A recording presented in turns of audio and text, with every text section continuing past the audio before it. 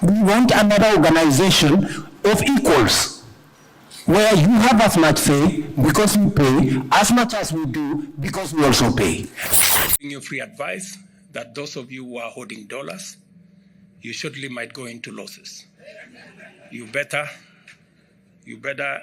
do what you must do. Are you ready to learn about a potential new leader who could unite Africa under one banner? Most people remember Muammar Gaddafi as a dictator and a controversial figure due to his alleged involvement in bombings and support for terrorism. But what they often forget is that he was also a visionary who stood up against major powers, supported marginalized nations, and championed a united Africa with a single government, currency, and military. Gaddafi became the most prominent advocate for Pan-Africanism after the death of Kwame Nkrumah in 1972, eventually leading to the establishment of the African Union we know today. However, since Gaddafi's death, no African leader has been as vocal about African unity as Kenyan President William Ruto. This is because the cause of Gaddafi's death was quite controversial due to the fact that he fought for this cause. Since taking office in 2022, President Ruto has made some bold statements that have sparked speculation about whether he could be the next Gaddafi. That it is not intelligent for 54 of us to go and sit before one gentleman from another place. Will he follow in Gaddafi's footsteps and unite Africa under one banner? In this video, we'll take a closer look at some of President Ruto's statements and explore the potential for a more united Africa.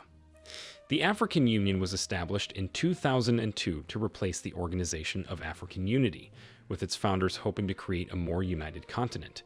While the organization has made some progress in developing continent-wide economic and political coordination, it has fallen short in finding African solutions to African problems and fostering a truly unified Africa.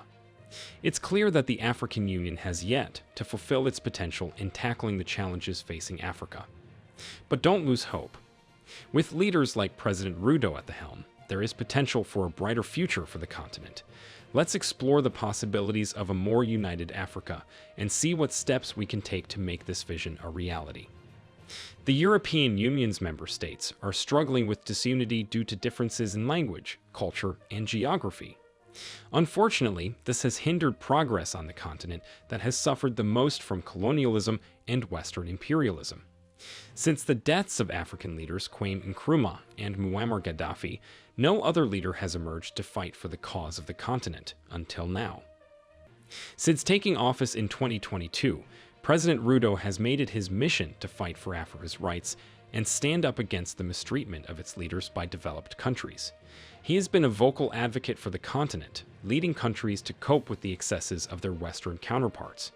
In fact, experts have compared President Ruto's speeches to those of famous Pan-Africanists like Kwame Nkrumah and Muammar Gaddafi, who dreamed of a United States of Africa.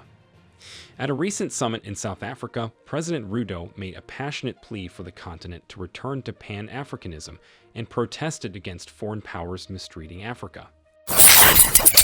So we can confidently say that African solutions can actually provide global solutions. His speech received a standing ovation from other leaders. President Ruto spoke out against the weakening of individual sovereignty for Africa's more than 50 states and questioned why they needed to attend a U.S.-Africa summit in Washington, D.C., when they could appoint a leader to represent them all and report back to them. In short, President Ruto is leading the charge for African unity and fighting for the rights of the continent. With leaders like him, there is hope that Africa can overcome its challenges and achieve a brighter future. President Ruto is not happy with the way African leaders are being treated by foreign powers.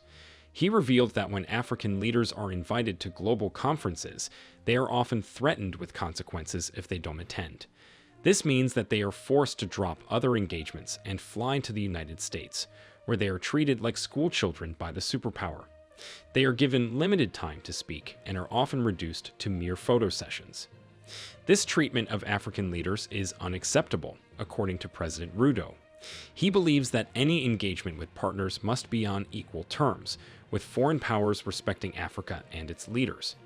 He wants the African Union Reform Program to be prioritized, and member states to develop functional continental governing mechanisms that will support a worthy African Union. If you are still watching this video, it means you love it. Why not take a second and hit that like button? It helps more people see it. Have you done that? Let's move on. At a recent conference, President Ruto shared an example of how African leaders are treated like school children. He talked about an incident in September 2022. And sometimes we are mistreated. Yeah. You know, we are loaded into buses like school kids. You know, and it's not right. He believes that this kind of treatment is disrespectful and needs to stop. In short, President Ruto is fighting for African leaders to be treated with respect and dignity on the global stage. He wants foreign powers to engage with Africa as equals and work together to find solutions to the challenges facing the continent.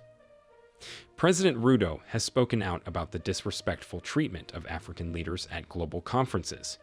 He shared an example of how African heads of state were made to park their vehicles and board a bus to attend the funeral of Queen Elizabeth in the UK, while leaders from developed countries, like the US President Joe Biden, used their official vehicles.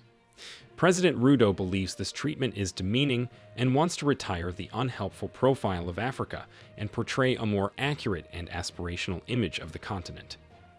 At the same conference, President Ruto challenged the global banking sector to charge fair interest rates on loans to developing countries. He believes that developed countries enjoy low interest rates of 0.5%, while developing countries are charged more than 10%, making it impossible for them to finance significant development. He wants a win-win financial architecture that benefits everyone, including emerging economies in Africa. President Ruto also called for reforms at the United Nations Security Council during the Pan-African Parliamentarian Summit on Climate Policy and Equity in South Africa. He believes that the current system is ranked against countries in the Global South and has failed to respond to their needs. In summary, President Ruto is a champion for Africa and wants to see the continent treated with respect and dignity on the global stage. He is fighting for fair interest rates on loans to developing countries and wants to retire the negative image of Africa. He also wants to see reforms at the United Nations Security Council that will benefit countries in the Global South and respond to their needs. President Ruto is a strong advocate for Africa and believes that the continent is disadvantaged by the current structure of the United Nations Security Council. He is calling for the Council to be restructured to be more representative of the world's interests, with Africa having 2 permanent seats. During a speech at a summit in Zambia, President Ruto called for a single African currency to ease intra-African commerce and eliminate currency exchange problems in trade operations. He believes that this is essential for regional integration and for African nations to trade together and integrate more effectively. President Ruto has also joined the growing chorus of countries calling for global de-dollarization. He believes that African nations should abandon the use of the US dollar for intercontinental trade and instead utilize local currencies for buying and selling. He is encouraging other African countries to take advantage of the Pan-African payment and settlement system created by Afreximbank to ease trade operations.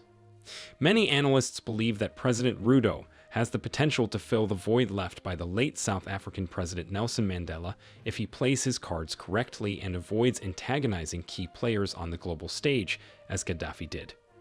Overall, President Ruto is a champion for the African continent and is working hard to promote its interests on the global stage. What do you think of this movement by President Ruto? Do you think he will succeed where Gaddafi and Nkrumah failed? Let us know what you think in the comments section. If you loved this video, be sure to hit the like button, and don't forget to subscribe and turn on the notification button. You will be the very first person to be notified when we upload a new video.